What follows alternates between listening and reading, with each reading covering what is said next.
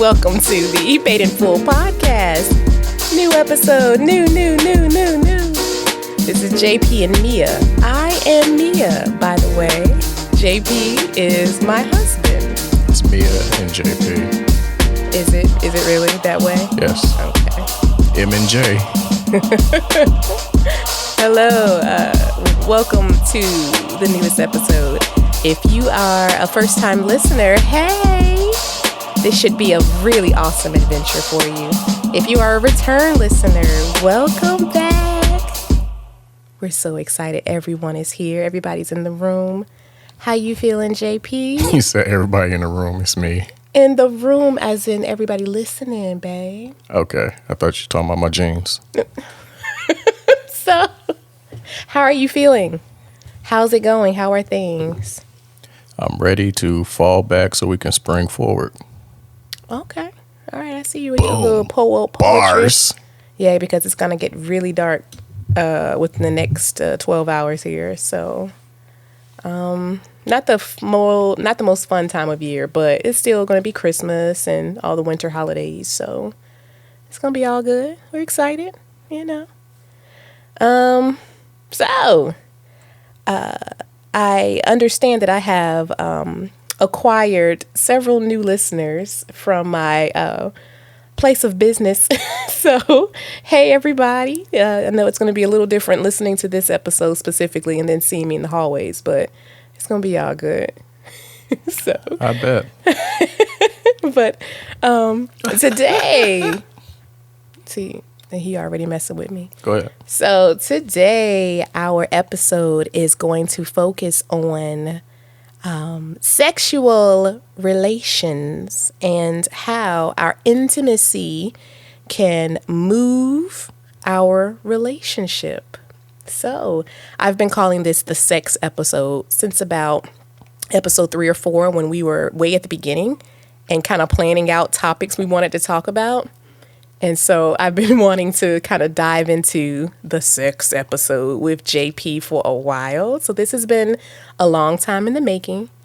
And a couple of revelations will be revealed here that Revolutions and revelations will be televised. Something like that. Kim Kardashian and Ray J. I don't know if it's going to get that deep. I don't know if I want to go there, but Okay. but we're going to talk about some things. I do want to say, do not listen to this podcast episode around children because children will hear words and they will copy said words and then you'll have to do some explanation. So if there are little people around you, then I would say at this point in time, please exit them stage left from the room where you are listening.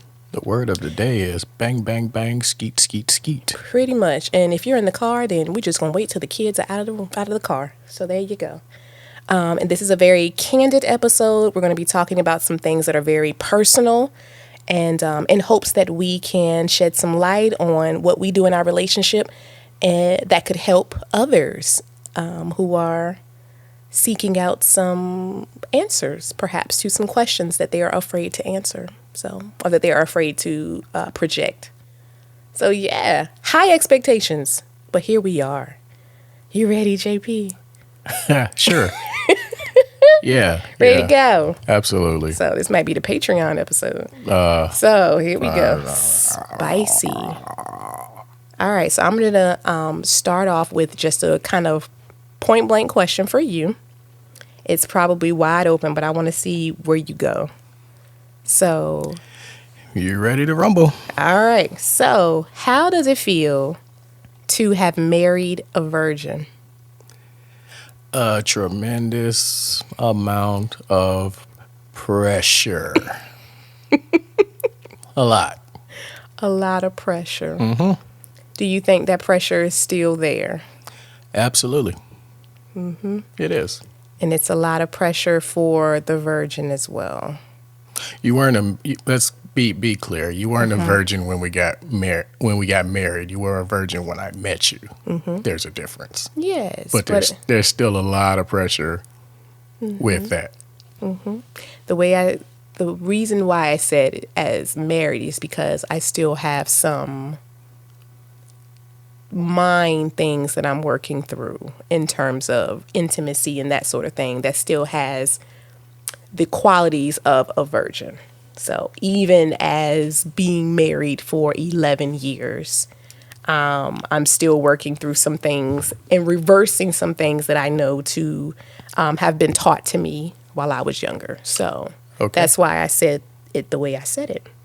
So there's some method to this madness. Check me then, shorty. So we'll give the readers a little bit of context or some background about that specific topic. When I met JP, I was 20 and actively trying to lose my virginity. Actively trying. And only because I'm going to just straight out, hey, college was real. I mean, I went to an HBCU. There was always some type of, someone attractive around me. It felt like everybody was having sex and having good sex, and I was having none because I had not started. I didn't know how to figure it out. Like, I was dating, guys. At the time, dating guys. But I just hadn't allowed myself to say I was serious enough with one guy for him to take my virginity. Not me. I was trying to send a coon through the mail. I wasn't, not through the mail. I mean, I was just like holding on to it. It was in a little box. Yeah, I was writing letters. I had it in like a little box and I was kind of just holding it out. Dear Jesse, come and get it. So who is Jesse? I don't know. So it was, I had felt as if I had made my way through high school without having done it. And I went to a high school where there were lots of pregnant girls walking around. Some women, I didn't even know they had a child. Like, I'm learning now, we in our late 30s. I'm learning now they have a kid who just graduated college. And I'm like, wait, high school, college? I'm like, wait a minute, how old are we? Where did that kid come from? So it was as if everybody had sex but me. And I was like, wait, okay. I'm learning about how to do everything else. I was learning about, pretty much girls, we learn about oral sex one way. It's, practice with the banana. So I was like, learning about the banana. I said, okay, the banana sex, I get that. I learned what a vibrator was. I learned how that works. I learned everything else but actual penetration intercourse. Never got to get that done. And I was like, look, hey. So by the time I got to college, it was like, okay, I get you, but time out, flag on the play. Oh my God, he's gonna flag me, y'all. Let's reverse course. Okay. Probably about 38 words ago. What like maybe I'm learning something new here too. What's the banana thing? Okay, so usually like in the movies, we're talking about the early 2000s. All right, let's go. All right, so we're talking about the early 2000s where in movies, they often show a young lady learning how to go down on a man by using a banana, because a banana is the closest thing we could find that was the shape and the length of a man's penis. So, I mean that you learn how to perform the act of oral sex on the banana. Okay. I'm going to throw in a trivia question right now. Okay, what's your trivia question? If someone out there can give me the name of a movie that is in, I will send you some Beats Flex headphones. Oh my gosh. That is that's a giveaway. So yes, email us at paidinfull@gmail.com. paidinfull@gmail.com. Have the movie and the scene, and I will send you some Beats Flex headphones. Dun, dun, dun. Johnny's just going to do a giveaway in the middle of the episode. Okay. All right. So there may be more. Flex it is in the middle of the episode. The name of a movie where a young lady learns fellatio on a banana. Mm-hmm. Okay. We'll leave that up to the readers and see what happens. Yeah. paidinfullpod@gmail.com. Yeah, get my Oprah on. All right. You get some headphones. You get headphones. Okay. Go. No, they're like real Beats, y'all. Let's go. All right. So once I got to college, it was like at a fever pitch because I felt as if I was mature enough, emotionally ready. I was very curious. I wanted to have sex. And so I was literally, like you said, holding it out.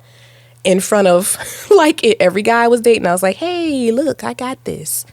You want to see precious. it? Come, My take my precious. precious. Well, that's what it was. I don't want to say like I was like tremendously horny, but I guess that's what it was. Like I was like, I'm ready to have sex. I'm ready to make that leap with someone. And you keep talking because I'm going to express a beef with you later, but you continue. Okay. I'm nervous about this beef. So anywho, so by the time I met JP, it was still, my hymen was still intact, basically. So I was like, all right, this is just going nowhere. I am the virgin who no longer wanted to be a virgin. Yeah. So, and I felt like I was the last one on earth. My God. YouTube is going to flag us. So I hope not. Sorry, YouTube. So we got together. Right? We talked about it. I know we talked about that that night that we met because at the time I was, uninhibited with like my boobs. So I was like, hey, I can walk around with no bra on. False advertisement. Yeah, because here's the thing with that, ladies. False advertisement. You're advertising like the boobs automatically. He automatically think that, she's easy. I can just get that real quick and exit. So but I was just uninhibited. I was like, hey, I'm ready. But him not knowing that I had still not had full intercourse. So I thought this was going to be JP. One and done. Yeah. Second day, I'm out the park. Oh, yeah, this is going to be great. Then.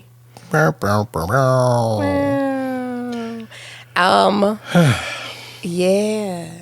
It was when I told him, topless, of course. Topless. Yeah, we talked about it. I was just like, hey, bra off. He was like, nah. I was like, I'm a virgin. Girls tend to say that a lot, even if it's not true. So, and me being who I am, I actually bust out laughing at her, and I was like, "What?" I actually hurt her feelings because she took off running, crying into the bathroom. Right. And at this point, I was confused. About to leave his hotel room because I'm not trying to catch no charge.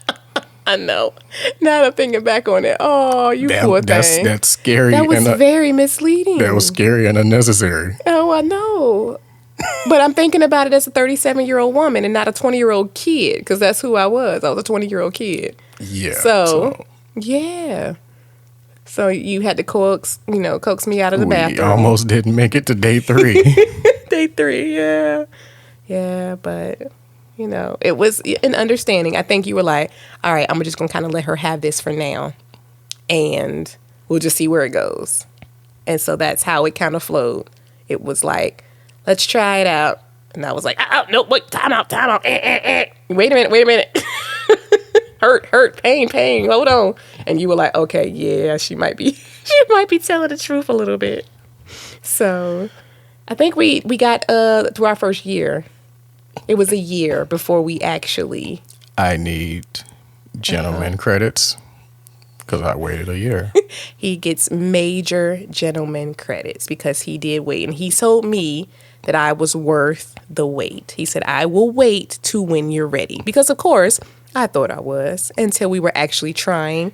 And then it became a lot of hence the beef. Fear. Hence the beef. Okay, so what's the beef? You went from putting it in the mail and Googling it before Google was out and on Black Planet with your little Kim poses and all this stuff.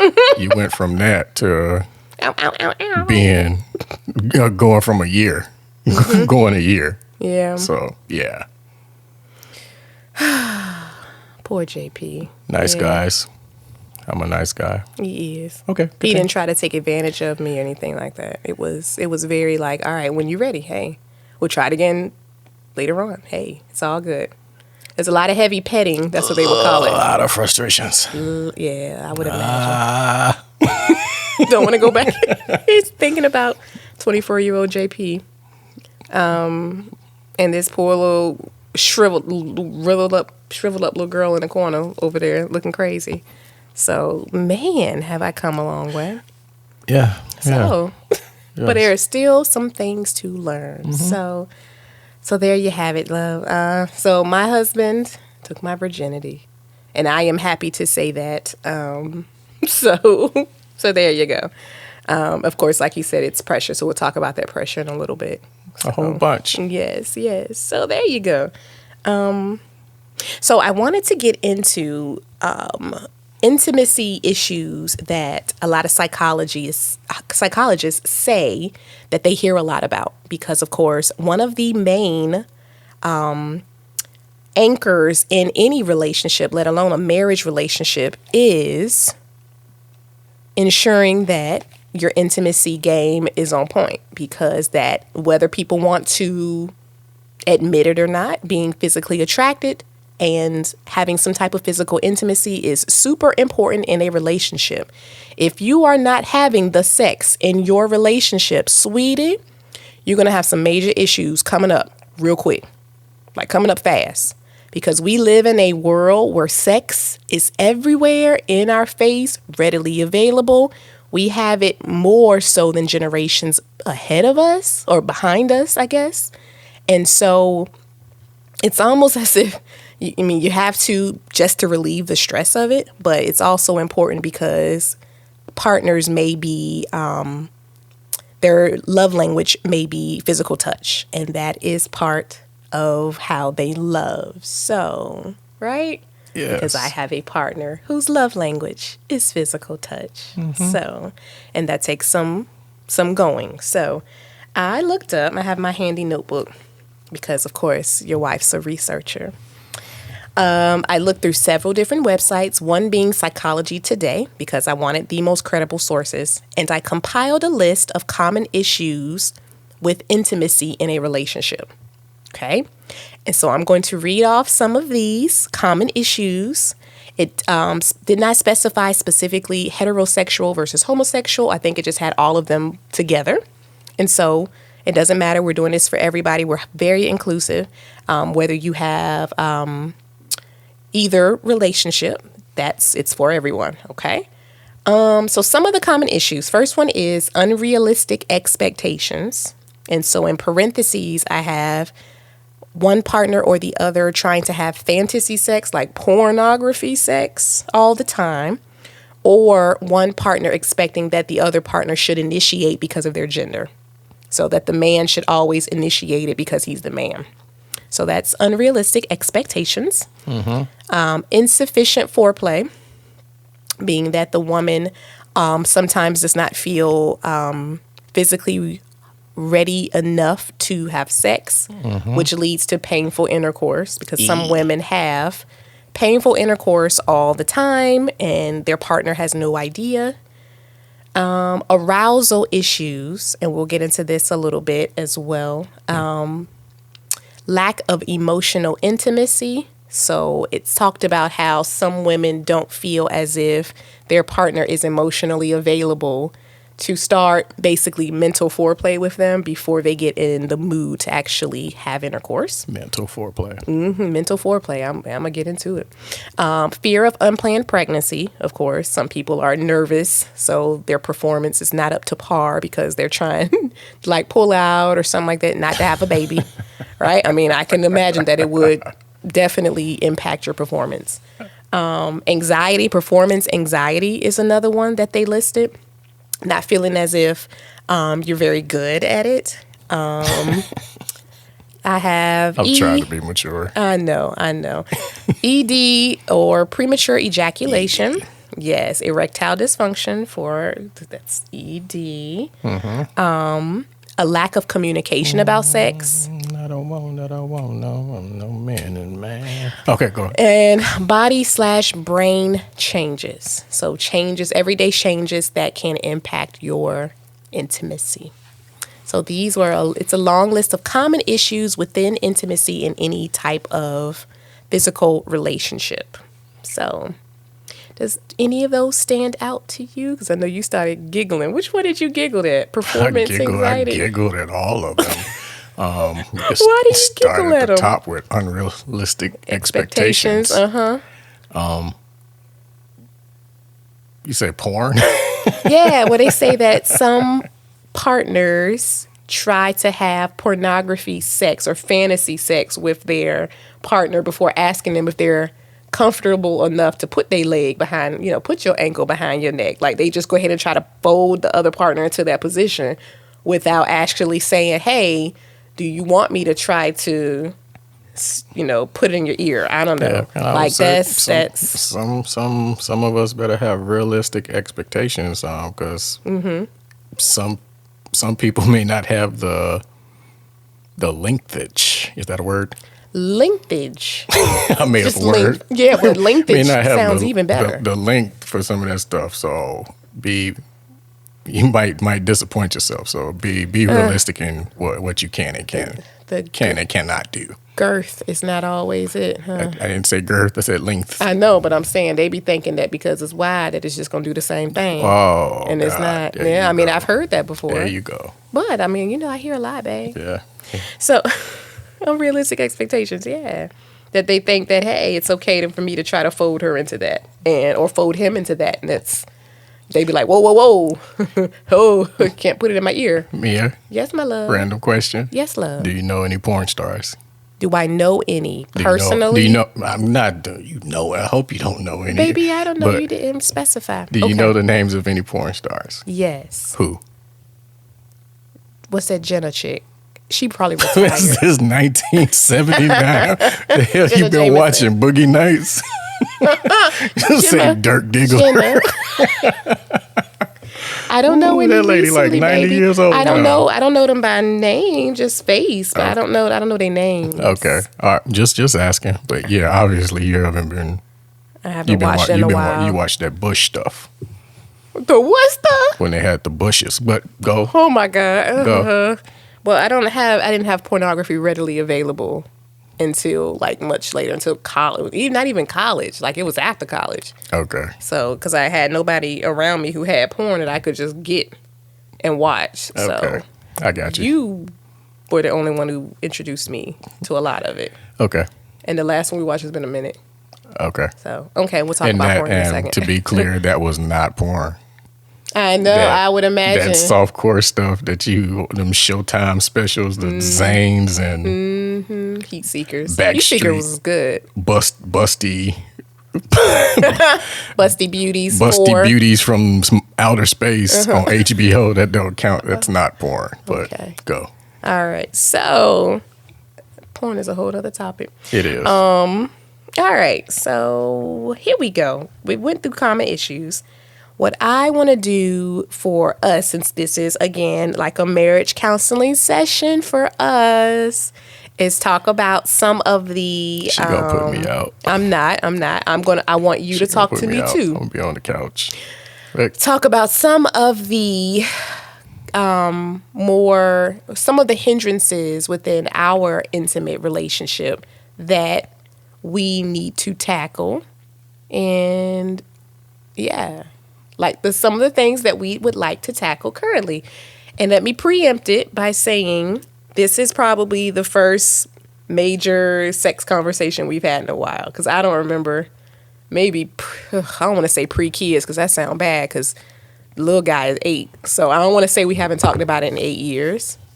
But, of course, we're talking about it in front of how many thousands of people listen to our podcast. So there's 5 or 6 people that listen to this, and 2 of them are our kids. Well, they can't listen to this one. So, so I'm gonna say some things. JP knows when I get unfiltered, I'll just kind of say it. So I don't want anyone to be uncomfortable. So I do want to just let you know I'm going to be talking about some things here. So if you're already uncomfortable, welcome. All right. So you can go back to the last episode where I talk about my blindness, or the one before that, blue and those damn short ribs. There are plenty of other episodes for you to listen to before this lady gets over here and gets to talking. Yes, we'll give you a second to make that move. So we've went through common issues, some of which will sort of overlap with some of the things that I've noted here for us to work on. And so I'm going to kind of consolidate these down just a little bit because a lot of it is one thing that has several different pieces. And so I will say one, and I want you to confirm that for me or have another response to that. Does that make sense? I believe so. Okay. So we'll just try out one. All right. First thing for us, definitely parenting. Parenting is a hindrance for consistent, I'm going to say for consistent sex the way we like it. Parenting is a hindrance. So do you agree or disagree? I agree to disagree. I do agree with the point with what you said, but I disagree with that it is a major hindrance. Okay. It's more so of kind of what we talked about before, where you have to kind of let go of the reins. The kids are relying on you, and you kind of jump at the drop of a dime. So you got to let go a little bit, especially with them getting older. Drew came to you today for you to open up his hot dog bun. And I started to open it, and then I was like, no, you got to do this. But that's just an example. You have to start letting go. Because when they leave, it's just going to be me. I know. And I want you, but I don't want you to be like, I've been gone for 18 years. So now you'll know who I am. Okay. And now it's a little better because the kids don't, Jai, she sleepwalked the other night, but Drew Bear used to sleepwalk a lot, and that would interrupt my sleep. And they never interrupt Daddy. They always interrupt Mommy. Like, he would just come to my side and stand over me like Chucky, holding up a knife. Like, I'm like, Drew, do you need something? And it was a lot. It was at least once a week. And so my sleep pattern was shocked into, unnecessary stress. I was always tired. So, and that's what I mean by parenting. When they throw up in the bed, it's Mommy. They don't come to Daddy. I think they came to you once, not because I was out of there. But that's what I mean. And that's going to get into fatigue a little bit. But you said something that I'm going to go into. I'm going to say a wandering mind / mental stress is a hindrance for me, not necessarily you, because you do a really great job of cutting it off and being in the moment. And so for me, my brain, like you said, I can't undo the reins. I'm a horn bucket. So, but I have to learn how to.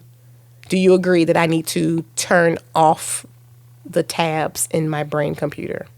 Very quickly. Expeditiously. Mm-hmm. Okay, so we agree. All right, so I just put wandering mind. I put that in quotation marks. Don't get me twisted. I'm not trying to crap. This isn't a crap on me session. No, it's not. No. These are things that we've talked about that JP has brought up in passing conversation. We're just sitting down and cracking into it and getting into it and kind of ironing out our plan for going forward. So we're doing some personal development here. I wrote for you, I put JP here, frequency and content. Do you think that is a hindrance for us? Frequency defined as how much we do, and content is exactly what we do. It's more, I would say more so frequency. Okay. What was it? Context? Content. Mm-hmm. That don't matter. I'm a guy, so you're a guy. The end result's always gonna be the same. So it don't matter with that. We just want it. Mm-hmm. So. And I think for you, babe, I mean, I don't want you to sound like, just give it to me now. But I think for you, you are you need to be touched. Like, again, your love language is physical touch. For you to feel loved by me, I need to make some type of physical contact with you frequently in a day. And unfortunately, our day is 6 to 9:30. If that, sometimes it gets cut because I'm home working, which I am working on. This has been my first week of not working as much. And so I don't think that's a bad thing. I don't see that as being bad. I think that if we touch and it ends up turning into that, that's beautiful. But if we don't, and my husband still feels loved because I have given him a hug and I have held him, then I think that's a positive as well. Hugs are for winners. Yes, hugs are for winners. That's a really great end quote. We need that on a bumper sticker. So, let's see. What else do I have? Mismatched sex drives. Do you think we're mismatched sometimes? Should I define it a little more? That's an incomplete question. Okay. All right. So I will do a follow-up. That's a little more about me. I often suffer from a low sex drive or a low libido. And I know this because if I attempt to, I'm trying to think what's the word for it. It's a word that the kids use now, as in trying to, like, something, like start the game up early. Pre-game. Yeah. Is it called pre-game? Pre-game. If I try to pre-game, even with just me knowing what I know about my body and I know how to touch my body to make myself, turn myself on, even sometimes when I do that, I don't get turned on. And it's like, okay, it's all in my brain. It's in my brain. What's going on with my brain? And so my libido has dropped, especially after having pushed out 2 kids. Like, this is a known fact across psychological websites. It is a known fact that women's libido often tremendously does not come back from having children. So that's what I wanted to kind of go with that. I got you. I got a sidebar. Okay, what you got? Because I'm thinking maybe we could start with introducing you to some 80s porn, because clearly you've been watching 70s porn. So maybe we could start with go with the 80s. Start with the 80s and then move into the 90s. Is there 2000s? Maybe it's been because you've been watching that Quaker porn. Well, maybe. Well, baby, we gotta help it. We're gonna put that here. I'm gonna write that down. Put that on the list. 80s porn. Yeah, watching that Amish porn that's been shot in candlelight. Yeah, you need some HD. Well, yeah, because I don't know. See, enlightening.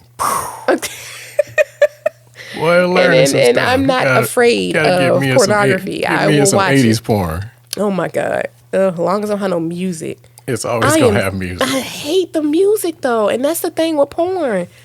The music makes me crazy because it's in the way. Like, get the music out of here. Like, I'm trying not to hear that music. If you're focusing on the music, I trying not to, but that's part of a problem too. See, I know you know, wandering mind. You are completely off task. Instead of off task, let's just put it on mute then, and let me just visually watch because I'm a visual learner. Okay. If part 2 of the giveaway, if you know some great 80s porn, oh my God, please send it to paidinfullpodcast@gmail.com. That's paidinfullpod@gmail.com. We're going to start at the 80s and work our way up. Yes, I would like some really. Now I'm looking for. I don't have a specific type of porn I like, but I prefer women, honestly. And that's not to say, like I'm physically, I mean, women's bodies are beautiful. That's basically what it is. So, hey, even better. So, yeah. All right. So you don't agree that it's mismatched more so than that it's just different on different days? It's not. I wouldn't say it's mismatched because, again, I'm not the complete horn bucket. Cause like I said, I wasn't humping when I was 14 or nothing. I started later. Mm-hmm. So I'm cool on it, but I don't mind having it. Okay. It was not from lack of effort in trying. Okay. So I got you. I'll take it whenever I can. So got you. Would I like to have it a little bit more frequently? Absolutely. Yes, frequency. But okay. I get you, and I'm willing to work with you on it. Okay. See, this is how it happens. We're at a different stage in our marriage. God. Where he's gonna work with it. We're gonna get over the hump. So, how about initiation awkwardness? What do you think about initiation? Do you think we have a task initiation difficulty? Yes. Okay. And I pinpointed that. I was like, that's one thing. I'm like, do you start? Do I start? Do we just like? I feel like if we turn over at the same time, we gonna like bump heads. I'm like, oh my god. No, I've honestly taken a back seat I know. in that because of the difference in how we operate. Because you've been a barrier. I'm a barrier. It's a barrier there. Yeah. So I I'm on your timetable I know. a little bit. Okay. So, and that's also a thing that a lot of guys have issues with when that's one of the things they say when you get married, the sex stops. It's not necessarily like that, but that's kind of the out there misconception. Perception of it. Once you get married, it stops.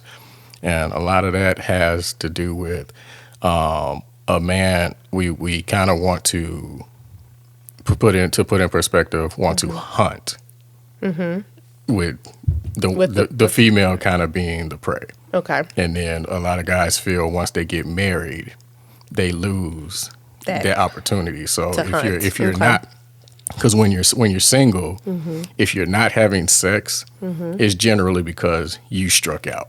But once you get into a marriage, it's kind of you are on the timeline of another person, and you kind of lose that. You lose that hunt. Yeah, I see that. Yeah, I get that. And I think it can happen the opposite way as well, because a woman can be the higher sex drive kind of person, and the man have the lower drive, and she can't get it from him as often as she feels as if she should. And that's often when people make the mistake of looking outside of their relationship. Infidelity, entanglements. To get that. Whatever Will is doing that that nobody knows. He has a ironclad NDA because we ain't heard nothing yet. But Jada don't have so much. It seemed like she would have learned. Anywho, yeah. So initially, okay. So we'll talk about that in a little bit, and then I have for me a disconnection with the sexual self or a sexual identity. I don't have one. I don't have her, and it's. I think I attribute it to two main things. Like, in all honesty, growing up, I was a product of young parents. I would be what people would call an oops baby to a point. But I had a young mother. And the major messaging that I received, from my mother about sex was wait till you're married.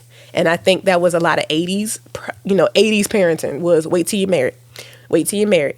Wait till you're married. And it was never like, if you decide to have sex, this is what it should feel like. This is what a man should do. This is what you should do to protect yourself. It was wait until you're married. That was the messaging. So I didn't have a opinion about having sex. I just didn't, because my mom told me not to. So I was very green in that way. I was very green, like about nothing. And it wasn't until like high school, it would puzzle me as to how these girls got pregnant. And I knew you got pregnant from having sex. Like, I wasn't like dumb diddy, but it was like, wow, we could have sex. Like, it didn't occur to me that I could have sex because I'm 14, 15. You thought you needed a permission slip. Maybe, because my mom always said, just wait till you got married. So it was like, all right. And I was such an obedient child. I was like, all right, well, I'm just not gonna do it until I don't know. You learn stuff as you get older. My best friend, she was in a, I would imagine as a, very physical relationship at the time. And I was just learning from her. And I'm like, well, that sounds fun. And then you learn what kissing feels like. And it's like, well, if it feels close to kissing is great. So. When did you have your first kiss, Mia? First real one, 7th grade. 7th grade.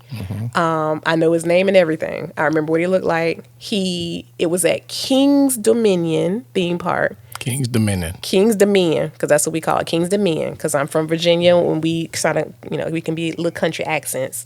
King's Dominion, and I remember it had rain, like the whole park had to shut down because it had thunderstorms, so we were just stuck in the store for like 2 hours. And so when the sun came back out, everybody was excited. They were going on like some roller coaster, and I was like, well, I don't do roller coasters. I'm gonna go get some ice cream. And the little dude, I don't want to say his name because I don't know where he is in the world right now, but little dude who was my quote unquote boyfriend at the time, he like kissed me and ran off, and I didn't realize that I had just got my first kiss until he was gone. Like he like kissed me, and I was like, ooh, like I was kind of stuck there with my lips like, because he did it, and then he was gone, and I opened my eyes like, oh, he's gone, and he never did it again. Like Was it your breath? No, we always talked about, he always said he wanted to kiss me. And I was like, all right, well, do it. You got to do it. And he did, and he ran. So I don't know. But I think I had a little boy kiss me on the cheek in first grade. And I know who he is too. Like I know our names because all of us grew up and we all went to the same schools. Mm-hmm. So he kissed me on the cheek in first grade. So that was one of those things that I remember. But my first one was 7th grade.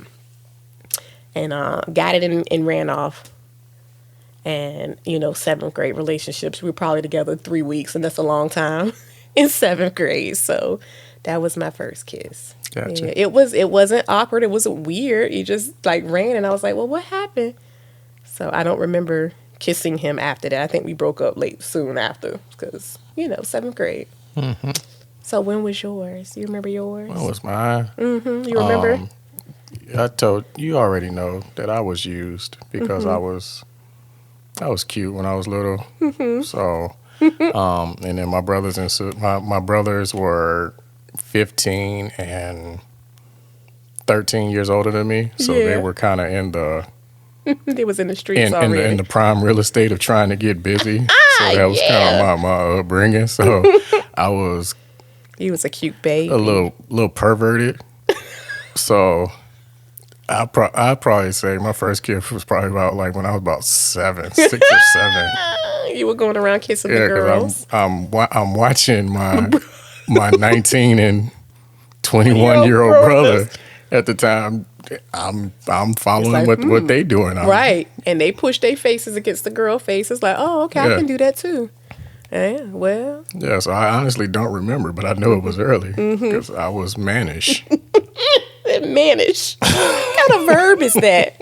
You were mannish. Oh, well, yeah. I mean, you were following, big brothers. So, and you can't help. That's what that's what you saw. So, yes, okay. and it's like, oh, yeah. See, and again, I was a late bloomer. I late bloomed. I had all the body parts. So, in terms of my physical appearance, I had boobs when I was 8. And we had to strap them joints down, and I had hips and everything else. But my brain took a while to catch up. And by the time I was there, everybody had already done it and had kids. So I was late. Thus, a lot of the awkwardness that I still feel and the lack of identity. So that first thing, just with my upbringing, was part. And then disconnection. In terms of, I forgot what I was going to do for my other one. Dang it. It's gone. All right, I'm going to come back to that because it's going to pop back up. Mostly it was just the upbringing, though, and that I didn't have an identity because I wasn't taught any type of sexual, freedom at all. Like, it was always just strap it in and don't do nothing. And then when my mama figured out that we had sex or that we were probably thinking about it, she just straight up asked me, you want to go on birth control? Like in the kitchen in the house. And I'm at the time 21. And I was like, all right. Was like, okay, all right. And so I went on birth control. And it was almost as if she was giving me permission to have sex at the time. And I was like, yeah, I just got permission. And so I guess, like you said, if I needed a permission slip, that's what it was. Mm-hmm. Yeah. So I still do not have an identity. However, and I think what this works and does not work for me is that I have a lot of knowledge, but I don't know how to apply the knowledge. So, because I'm a geek. I'm a word geek. So I get information. I just don't know how to start.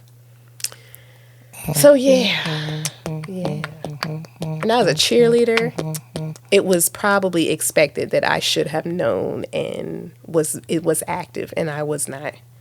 I dated football players, and none of them could get it, and that's very different. So it was very different. I was different. Yes, ma'am. So, let me see what I got. So let's take a look at a couple of these here. I want to set some goals with you here and now on this day of our recording of things that I want us to start to work on in terms of increasing the quality of our intimate relations. So I'm going to have a challenge, not just for myself, but for you as well, for things that I want to be intentional about when it comes to loving my husband the way he wants to be loved and the way he should be loved, like all honesty. Because if I don't love him, then I don't expect that my husband will go out and find it. But likely a lot of men and women will go out and find it if you're not willing to try and do better. And I'm always on my do better shit. So here's number one. Mia for cusses my do more better. than me on this podcast. Let's just be clear. Let's put it out there that the last podcast you said 3 words and I said none. So how about that? This is a 14 episode type thing. So it's fine. Trivia question number 3. Go back through all of our episodes and tally up all of the cuss words and let us know who has more cuss words. Is it Mia or is it Johnny? Oh my God. I'll give you an undisclosed cash prize for this. All right. So anywho, it's fine. I don't curse day to day, even though I be wanting to cuss out the kids, but I don't curse at your kids. So it is stress relief. Thank you. So anywho, first thing I want us to talk about is discussing what makes us feel good often. So what I want us to do is talk about what turns us on often. Because I think in my brain, I'm always like, JP knows what I like. But then it's like, does he really? Does he? Because I'm thinking about our initiation awkwardness. I'm like, right now, pushing 37, because I'll be 37 in a few weeks. Does he really know what you like? Have you verbalized where to touch you on your body for to turn you on? Does he know this? And I'm like, it's probably been some time since we had this conversation. So both of us, because what we need to work on is initiation, right? And that's a major thing. And I think the second one that I have on the list is going to help with that. But I think we should be more candid regarding how to turn ourselves on. Yes? Sure. Okay.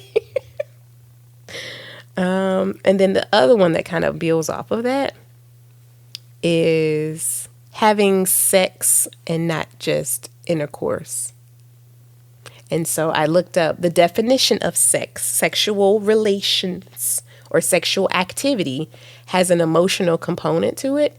And they said a lot of couples who actively do a variety of sexual activities and not just, bang, bang, bang, bang, bang, bang all the time, they're likely to be more satisfied in their marital relations than couples who just go straight to, dick in the peen, basically. So, yeah, that's going to help as well. Those are something else that I want us to dive into as well. Sure.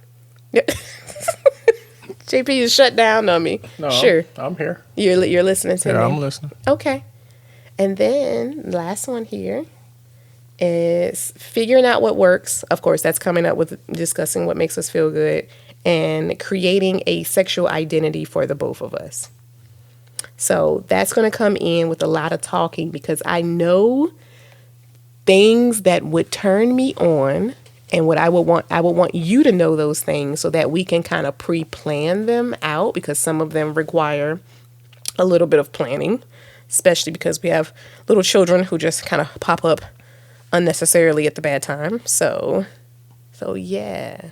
So that's going to all, kind of go with discussing what makes us feel good, finding out what works for us, and not, trying to put it on the schedule or anything, but planning out and then having sex more instead of just intercourse. Word. Yeah. So, yeah. And that's going to help us have an identity, because what we need to figure out is what we like and not necessarily what society says we should like. Right? Because we don't live in, we're not in the 50s. We don't have to be in the bed and missionary position all the time. So what do you think, husband? About what you just said? Yeah. Any of those sound like something you want to tackle first? Like right now? Sure, you're going to go for it right now, but... No. Yeah, we can do that, because the simplest thing, which is the answer for all those for me, was just simple acknowledgement. Acknowledgement of... Me. Just acknowledge you. Yeah. Yeah. And you've told me that. Sometimes you just want to feel that you are there and important. The other person acknowledges you. Yeah. And we had JP has had several conversations with me very recently about my job consuming me.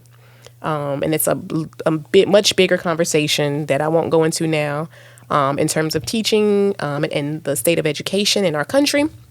But anywho, so I have taken this week, and I'm hoping, I feel like I had like a B+. Like, I don't feel like I'm at an A yet, where I've chosen days that I will bring some work home and do a couple of things and then just shut it off. So more this week than probably this whole year, I have not worked at home, and it's been amazing. Like, I could look at my husband and his beautiful brown eyes. And I'm like, hey, those are really pretty. Wow.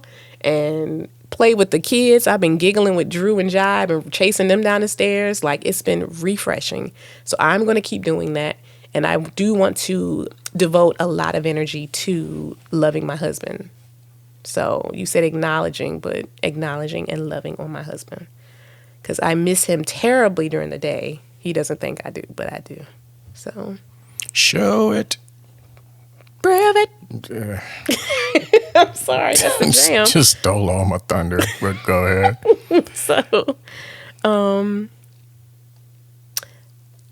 So let's do a preliminaries for the conversation to end our discussion here. Oh, this ain't over, because I'm jacking this podcast in just a few. So, what makes us feel good? So, I want to start with you. I'm gonna point at you. What makes me feel? That's a big question. Okay, so what turns you on enough to get? What puts you in the mood? We'll say, let's put you in the mood. Opportunity. Oh man, that's still kind of vague. Give me. So the opportunity to do it. Any opportunity. I'm cool. I'm like, okay. Any opportunity to, but me initiating. Not necessarily. Okay. That's kind of the state that we're in, but opportunity. Okay. Opportunity, it puts you in the mood. See, that is a very man answer. Last time I checked, I was a man. No, I mean in terms of like non-specificity, because a woman, we're going to have specificity. I know what I'm saying. So a woman, we have much more detailed answers. That's all. And that's just the difference between Mars and Venus. That's it. It is. Yes. So I'm not gonna make it any difficult or give it a long explanation. Okay. It's pretty to the point. Just opportunity. All right. And for me, the main thing is having as much of a clear mind as possible, first off, because I can't be... Clear mind. Is the house clean? That Did I turn on the dishwasher? Are the lights off? That's what it is. You know me, and that's what it is, because if I feel like... Is it 68 degrees in the room? Drew is about to... No. If I feel like Drew is about to walk in the room with a question, I got to make sure they like out of the picture completely. I'm just playing. No, you're not. So, no, you're not. And then I have to, I don't want to say be in the mood to get in the mood, but because that's what it is. Like, I gotta like really, because it's different when we're like on vacation. You know, vacation sex is easy because none of that matters. Like the house and the kids and all that stuff is out of the equation. The kid's not in the hotel room. Or even if we're in a hotel room just by ourselves, I ain't got to clean this hotel room. I can tear this jank up and, you know, everything is good. So that is probably my main thing, is just making sure that I have crossed all my T's. And if they're all crossed, then I am in a much more mental state to be turned on, to allow myself to be turned on. So yeah, that's where it is.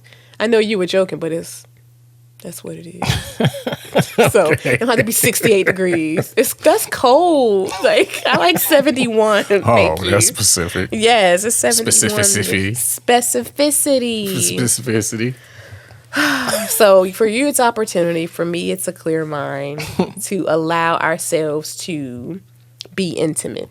Mm-hmm. So. Okay. Next. All right. You said you want to jack the podcast. What do you want to say? I want you to finish what you got going on. No, you go ahead. Because I was just going to go a little bit into fantasies. But you go. I want to hear where you going. JP wants to drive. Do you regret not having a whole phase? Is a whole phase important? That's the other one. You got it. Because I said I forgot why I don't have a sexual identity. I never had a whole phase. Is there such a thing as a whole phase? Yes. Is that a harsh term? No. And it, because before now, pre-2021, a hoe was seen as a really bad thing. Like, there was like you don't want to be a hoe. Like, me growing up, you didn't want to be a hoe. Like, if you were called a hoe, it was like worse than calling you a bitch. Like, it was just a major thing. But now girls call me, they be like, "What up, hoe?" Like, it's a term of endearment. And so I'm like, wait, when did that change? But I learned about a hoe phase having gone through in an all women's college, and learning that it was like an empowering thing to have a moment in time where you were in charge, you were in control of what men and women you dated, right? Because being at an all women's college, I was able to meet a lot of women who dated women. Fine, do your thing, boo. But it gave you an identity of what you expect when you're having sex. Like, I'm going to get it this way. I like to be on top. I like to ride. He going to have to just deal with it. I like his space when he comes and I'm on top. Like, it was a lot of like very specific. That counts as a cuss word, ladies and gentlemen.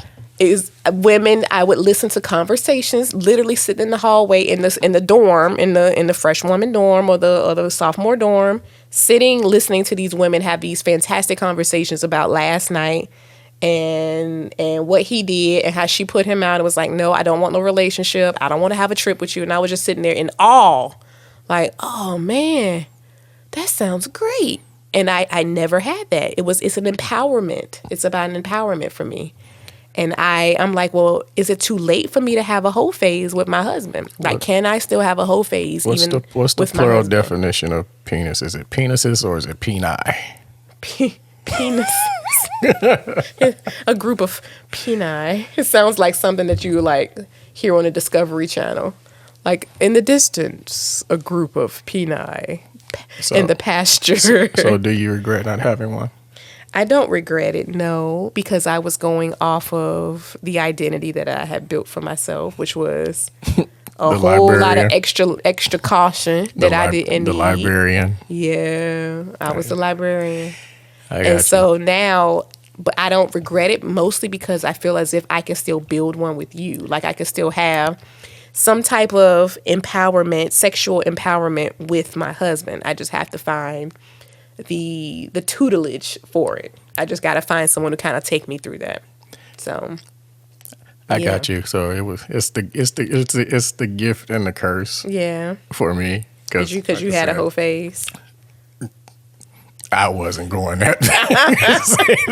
Your face. Did you have a whole phase? Huh?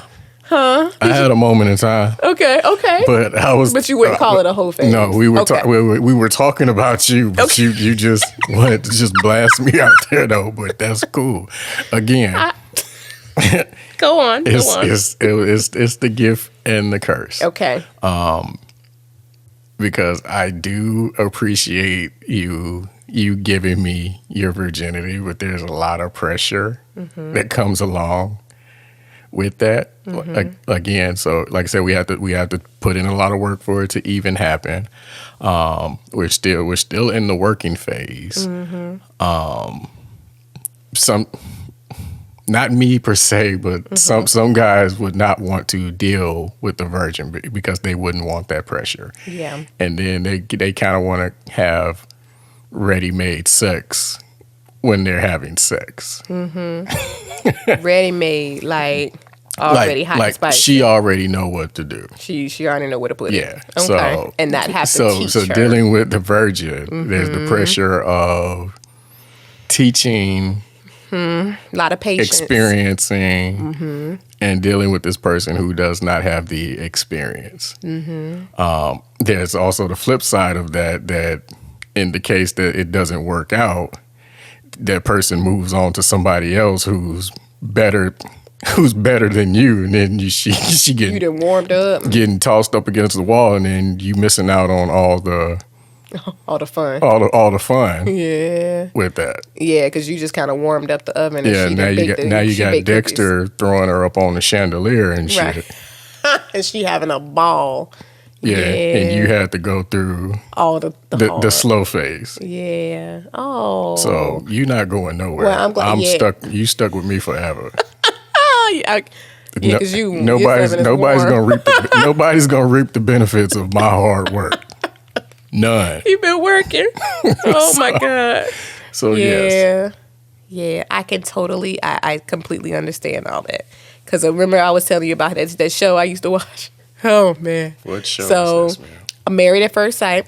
I watched, I think it was maybe season 11 or 12 was based in Atlanta, which was the only reason why I watched randomly. Because I was like, they in Atlanta. I'm going to watch it. And so one of the couples, it was a show about one of those random, they put two people together and they had to get married before they even met kind of shows. And so the girl's name was, I don't know, Jade, Judith, Jamie, something. I don't matter. know. I didn't give her a name. And she was adorable. Like, came down the aisle, real cute, natural hair. I was like, oh, she got natural hair. She's cute. And the dude she got married to was real cute. And they were like a perfect match. They had hit it off basically pretty much from the start. And then she was like, well, guess what? I'm a virgin. Doo-doo. And he was like, okay. And so I think in his mind, you can tell. I got bronchitis. Ain't nobody got time for that. He was like, all right, that's cool.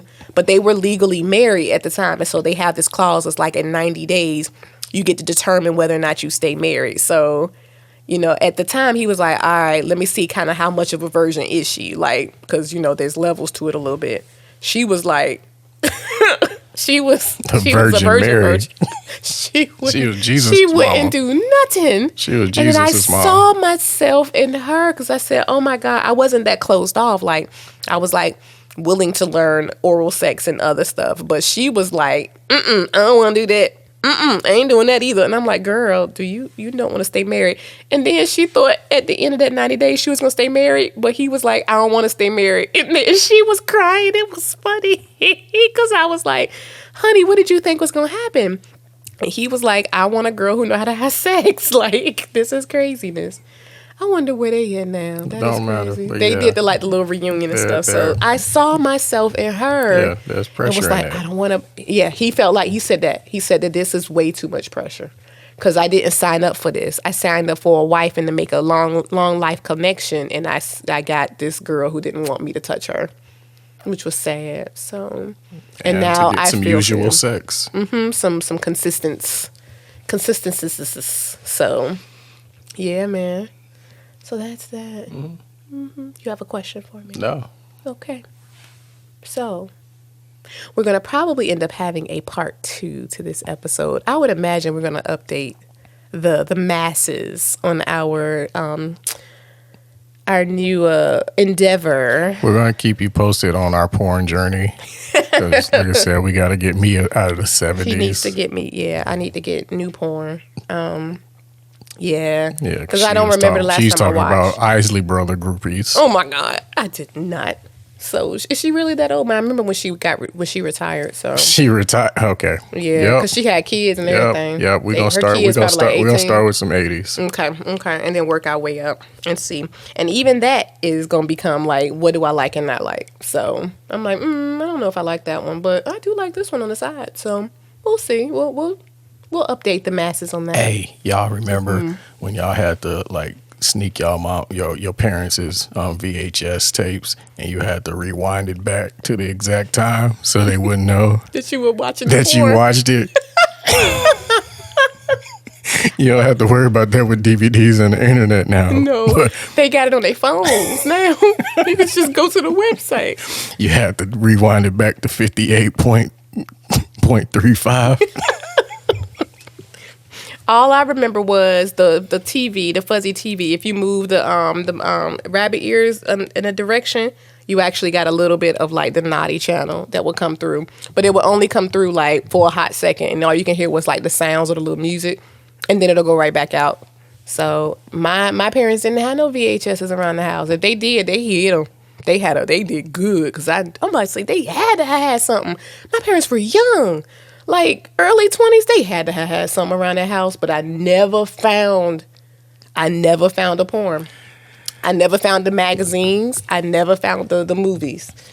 I had more movies like at my auntie house, watching them there, than I did at my house. And I'm like, nobody watches porn. They never watched porn, I guess. Okay. I don't know, but I'm sure they had to now you have know. something. I don't know. So yeah, this was fun. Weird. It's not weird. It's real. Sex is part of a healthy relationship. Whether you're in a marriage or not, honey, y'all got to figure it out. And I think for us, it's always room for improvement. I mean, we can always have better sex. And I think that for me, I am in a much better mood the next day, or the morning of, or the evening of, when I get some good sex. And that's real. People are in a happier mood. The world would be a happier place if people got really good sex when they wanted it. And that's real. So that's what I'm on. I'm going, hey, New Year, I'm about to, hey, we're going to turn up and we're going to figure it out. New year, new you. That's what we say. New year, new me. So my husband deserves to have a happy wife. He deserves to have some happinesses. And that's what we on now.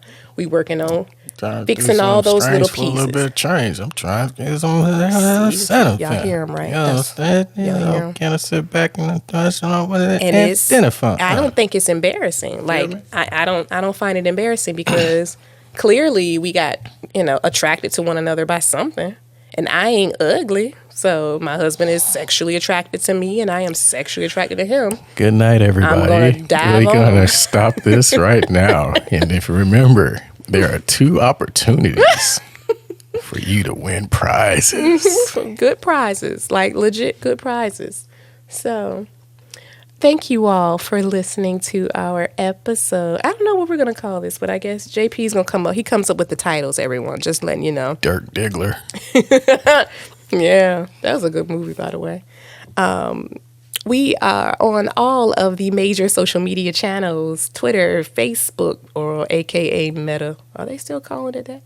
Anywho, Instagram. Please find us, follow us, talk to us, join us.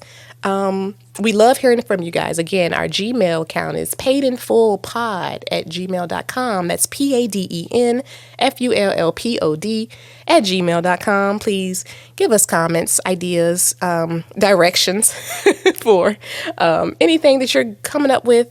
Some episode ideas would be nice. We have lots of ideas, but we're always out to listen to what our people out here are talking about in the streets. So thank you all for listening, and we will see you at another episode. We got a closing? We got a close? Sure, I did. Yeah, close us out, babe. Okay. Assurance of affection, emotional state of reaction, just a feeling of love, baby, I was lacking. You give a sense of pride, it tingles deep inside. You're all that's on my mind, the perfect peace and vibe. A simple smile provides, repair to my drive, the key to unlock my second side. You're a virtue of God, Lord, I thank God, grace and beauty, damn, you choose me.